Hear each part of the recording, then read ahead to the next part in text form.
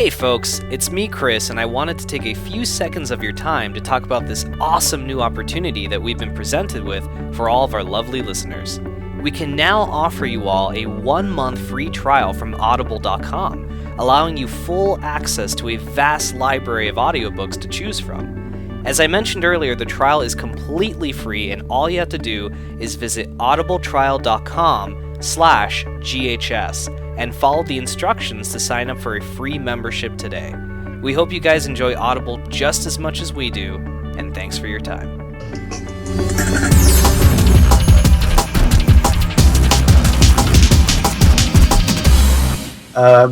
One of the things I found anything kind of to turn away from it was the fact that with this series they've really detracted from the experience of walking and freedom. Mm-hmm. It's just more of a long play cutscene, if anything. I think there's 2 or 3 moments where you literally get to walk around for a few minutes and that's it. It's really different from Life is Strange, for example, because that entire thing is the choices do happen over some of the scenes, but it is a lot of walking and stuff. You can interact, you can explore the environment, you can do yada yada yada. This is kind of Telltale really straying away from its thing of in The Walking Dead you can walk around so fucking much, right? And interact with stuff as Lee and do everything else. But now the series, even with Game of Thrones as well, we kind of talked about this. Mm-hmm. The control has been restricted a lot, the freedom, and it just feels like it's one kind of cutscene. Because I was literally just sitting there until the final fight happened. I was sitting there with the controller in one hand, just pushing a button, to move. Because I didn't necessarily have to hold it with 2 hands. You just kind of walk and stuff. Right. So I just found that kind of an interesting thing to point out, because I feel like it is really straying away. I think Telltale do realise that maybe people didn't really like the walking. Maybe they're trying something new. Who knows? Yeah, and that's more. Walking Dead was kind of the I feel like the middle ground between the classic point and click games like Monkey Island and things like that. It was more of the modern day interpretation, but now Telltale is kind of evolving past that. They're dropping the whole point and click adventure type thing, and this is really becoming more of a cinematic adventure than the point and click. And I mean, I don't know how I feel about that. I think it's obviously, when Telltale first started, they were for all intents and purposes, what LucasArts did in the 90s with Sam and Max and shit like that. They were the new version of that. But now they are becoming something else, because I think that's what sells more, that's what sold, The Walking Dead was huge. I mean, that sold like crazy. And that was kind of their first attempt at a middle ground thing. I don't know. I mean, I guess I'm okay with it. I'm kind of at a point now that I don't know how I'm going to proceed forward with Telltale games, but that's kind of a whole nother topic for another day. We should talk about it later. Focus more on Tales, because I could go on a rant right now. I was sensing it, the disturbance in the Fools.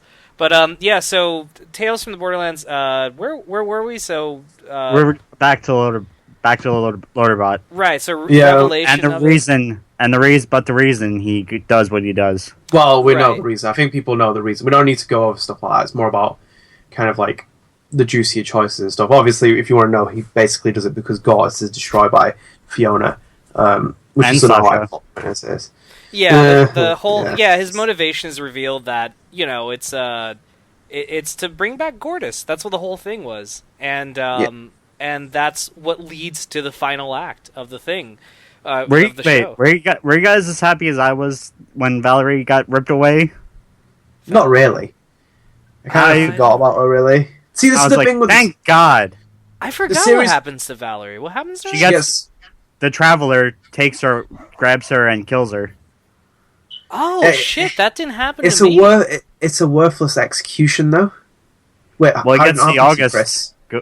Gets the August cry. Chris, it had to happen to you. It happens. There's no choice behind it. I don't remember that. Wow. Okay. Maybe you were drunk. No. I was about to make that joke, dude. I was going to say, I swear, I wasn't drunk this time. Don't really make that joke most of the time when I get a chance to, Chris. That was one time, I swear. No, I don't remember that at all. So that's okay. That's what happened to her. Fuck. Yeah, no, I forgot. Yeah, it's not really a cool plot point. I like kind of a good execution. Everything else is just a little bit boring on the things. But yeah, I like Loaderbot. I think it's cool. The Vaughn storyline was weird, where he becomes the children of Helios, and you kind of I was so happy when he came back. Yeah, Burger, he was cool character. cool character, but I think the storyline was a little bit weird. That you're just like It was. children just were over there, and it's kind of like Reese hadn't gone and found them, or like this is like literally like when they kind of like jump time, there's so many like kind of plot holes you can kind of pull out. You're like, wait, what? Yeah. It's like Sasha comes up to him. Oh, I thought you were dead. I didn't know you were here. Like we couldn't think it. It's like he's got the deed to Atlas, and he's building the company. And like, come on, like there's this kind of like those things where you're like scratching your head. It's weird, yeah. I kind of forgot about him.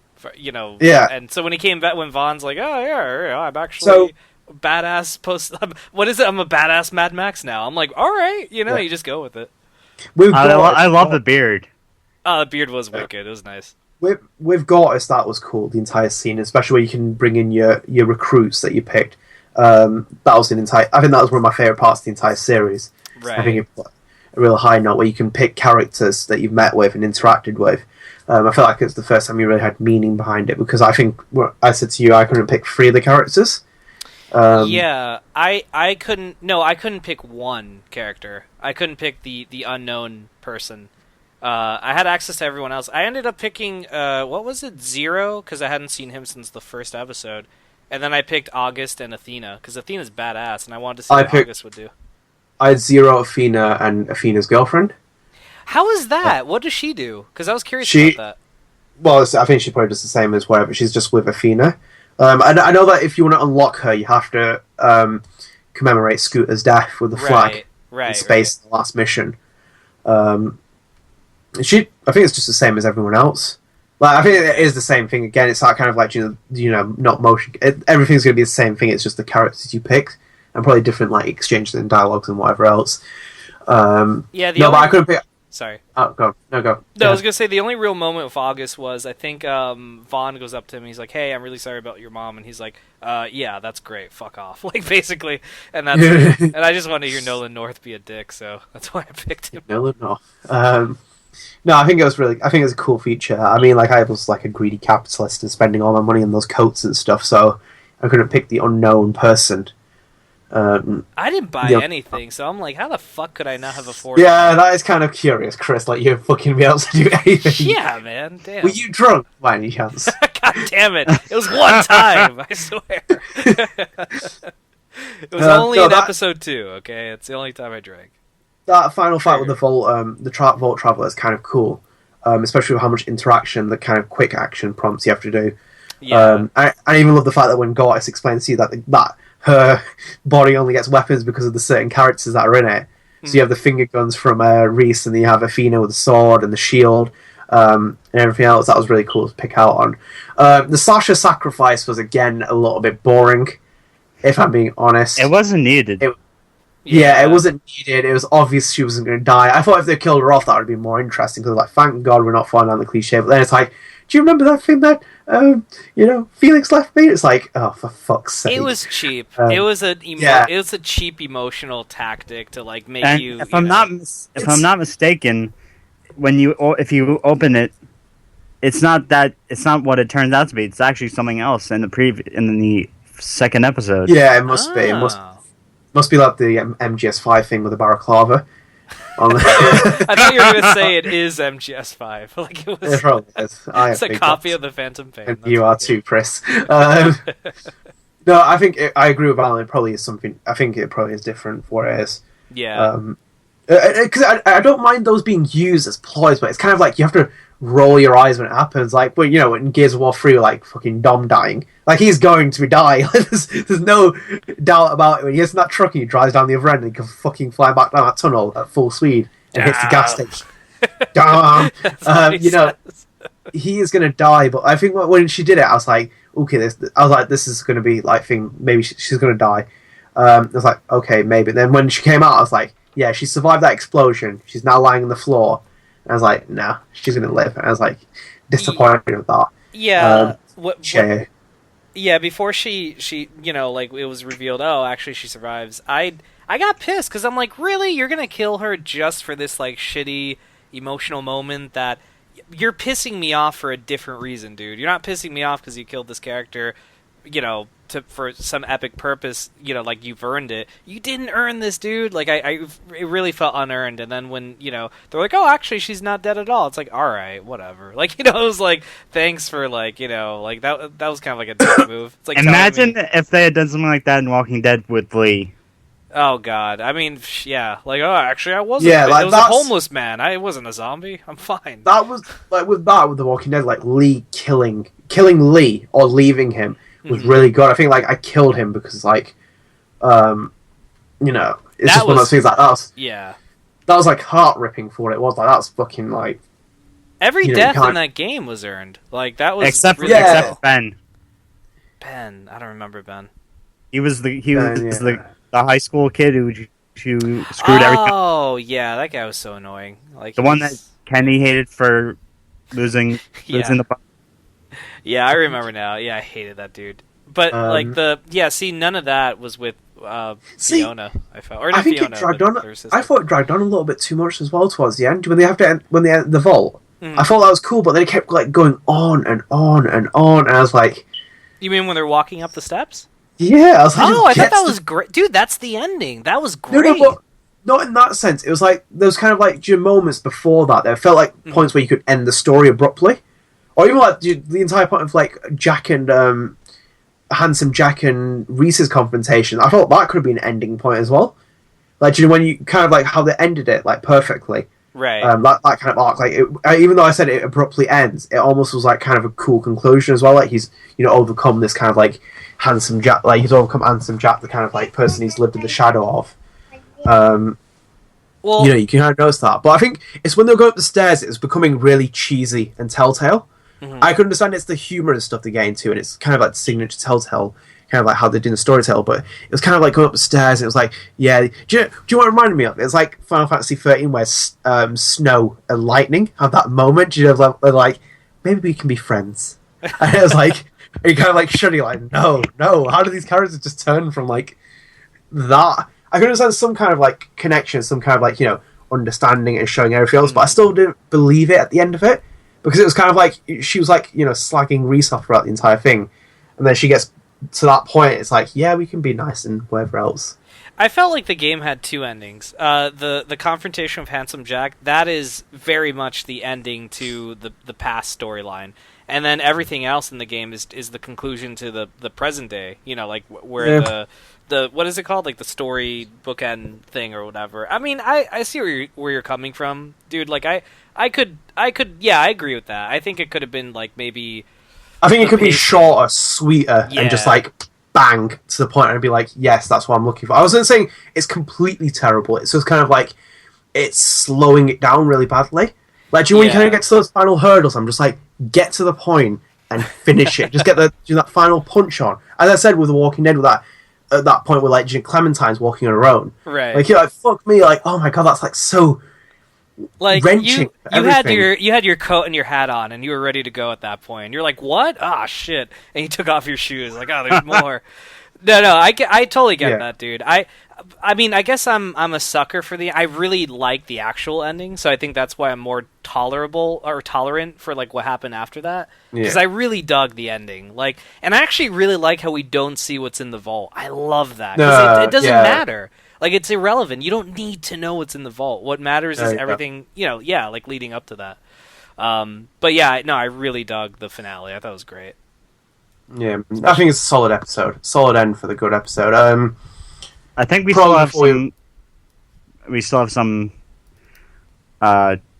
player choices that we didn't talk about. Two more. Yeah, there is two. It's actually they're both. It's kind of like a double. They're connected. Yeah, it's like a one shot thing. The Sasha thing, like confessing whether you liked her a lot. I think we all did the same thing. Yeah, we all did the same thing. Can't get a video game rejection. That's why I did it. Yeah, all of us confessed to crushing, and we all ship them. I hardcore ship them. They're so good for each other. Like, I love it. I wish there was a choice to ship Lord Robot and Cordis. Yes, agreed. Yeah, I don't necessarily think they need one though, because I think their ending's quite cool. It's super cute. And she goes and hugs him, and then they're kind of walking down. And even when she hugs him, he's like, "Hi." Yeah, it's just kind of like it's because again, they're machines. They don't know what love is. It's just kind of like that really it's not going to the point of where Terminator Genesis went with Arnold Schwarzenegger. Do you want me to talk Why about are we this? talking about that? No, Adnan, no. About those fucking photos that he has on the wall. He shows like kind of a human heart. It's not that. It's kind of showing that there's some kind of like. It kind of does what Terminator Sarah Chronicles does great between Cameron and She's my John. Sarah. Yeah. She's my Sarah. Go protect her. Do it now. Go now. Do it. Do it. Come on. Save my Sarah. Come on. It's like, why is it Predator all of a sudden? But yeah, no. I agree. Tails is a better example of what Genesis did, but I think anything, But yeah, I like those, and the choices are kind of nice as well. I think it wraps up quite kind of good few choices there. One question I'll say before we wrap up, anyways, rather than giving like a kind of overall impression of the series, is Game of the Year, contender for Game of the Year. Oh God, no! In a bad year, has it come out? Maybe last year, it probably would have. If it came out last year, no. If it finished last year, it would have been a Game of the Year contender for me. I mean, not Game of the Year, but I have to say it's definitely one of maybe the top, Game of the Month. I would say it's definitely one of the top 3 stories in video games this year. I agree with Alan with Game of the Month. I think with me, for me, it'd be on like tying with Life is Strange. I think Life is Strange would pip it though, because I think Life is Strange would just be more consistent and more intriguing as kind of concept for what it is. But I think if anything, I'd put it as well if with Life is Strange. Also, isn't Life is Strange? Wasn't that Donut's first attempt at episodic gaming? Yeah, first attempt at episodic gaming, and they kind of got the beat on Telltale, who previously the masters of it. I heard about that. They have absolutely nailed it. There's a lot of credit due to them to kind of solidify that and like kind of show Telltale up a little bit. They have shown Telltale up a lot in it as well, because if you do really play it, get past a lot of the things, because it's not about. This is going to go into Life Stream, but it's kind of like the gradual thing about them is that the improvements have gone in episodes. Like the first episode, you play it, and you look at the 5th episode, lip syncing has improved, and also dialogue and writing to tweak things. Telltale doesn't seem to do that with games. It just seems to be like in Game of Thrones, when you play it, it's the same thing, and it never seems to change. Like Gillo's criticism about certain characters, you don't change them at all. It's just the same thing, and they just keep rolling with it. But I mean, like with what it is, I think I haven't amassed my top 5 games of the year yet. There are games shuffling on that list completely every day. Funnily enough, Phantom Pain's not even on top of it yet. I think it was on top at one point, then kind of like shuffled away. But I think I don't know if it'll be my final 5, but I think it's still a very good game. I think it's just been overshadowed. I think Life is Strange is obviously going to be overshadowed as well, because it's in a year with Bloodborne, Metal Gear Solid 5, Until Dawn, Halo 5, Fallout 4. You kind of have to look at it and be like, shit. But it's a good signal from Telltale that they can do stuff like this. I think it's what their kind of calling is. I think if anything, and they run 2 series parallel, it should be a Tales from the Borderlands series and a horror game series on long lines of Friday the 13th or Until Dawn style. I think that's where Telltale's missing the key. But Tales is good. Strong series, very interested in it. But I think I enjoyed it though. Nonetheless, I think it's something that people should try out when they get the chance. And yeah, that's all I can say about it. I think it'll definitely contend for something Game of the Year. I think Ashley Johnson's definitely one of those people who deserves some kind of recognition, especially in particular if I was going to pick someone out, it'd be her. My final thoughts on Tales. I really love the story. Actually, hearing us talk about the story a lot right now, I you know what, I think I could say easily that this was my favorite video game story of the year so far.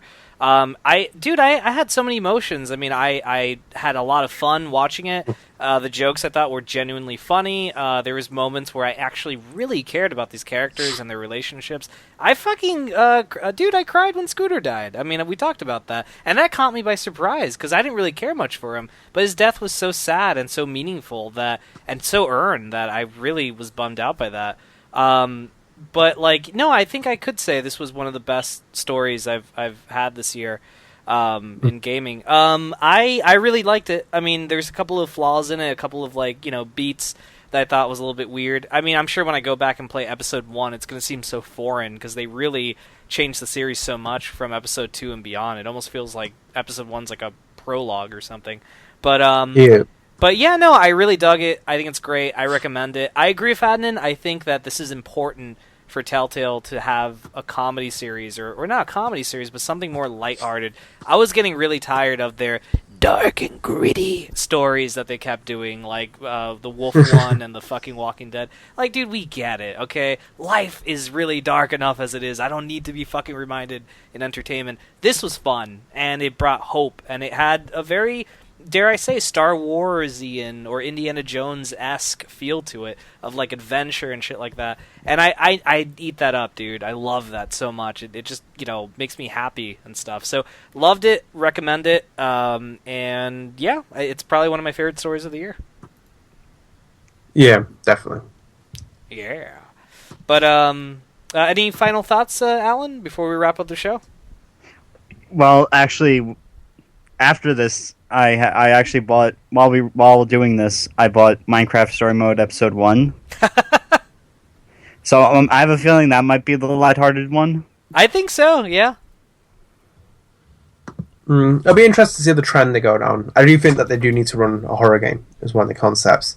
But I think that'll be the real test of where their limitations are on how important their choices are. Because I mean, Jason will remember this. I want to see that game. It won't really suffice when he has like no emotion. He's wearing a hockey mask. And I'll just be in the corner shouting, "Everyone's a suspect!" We need a scream fucking Telltale, like an adaptation. It's like, do you like scary movies? And you answer like, no. It's like, oh, sorry. Like, that's the end, that's the opening. Just hangs up the phone. She doesn't like scary movies. I guess I'll move on somewhere else. Do you like pizza? Yeah, do you like pizza? Like, yeah, and it's like a serial killer pizza. It's Pizza the Hut. Fuck it. Let's just mesh them all together. Mel Brooks would be proud. Alright, well, that's it for this installment of Gamer Headlines' Spoilercast. For up-to-date episodes from Spoilercast, be sure to follow our other podcast, The Gamer Headlines Show, on Twitter, @TGH Show, and like our Facebook page. I don't know what I was trying to say there. And like our Facebook page, The Gamer Headlines Show. Additionally, Gamer Headlines' Spoilercast can be found on Podbean, Stitcher, iTunes, YouTube, and of course right here at GamerHeadlines.com. Thanks for tuning in, guys, and we'll see you in the near future. See you later. Bye.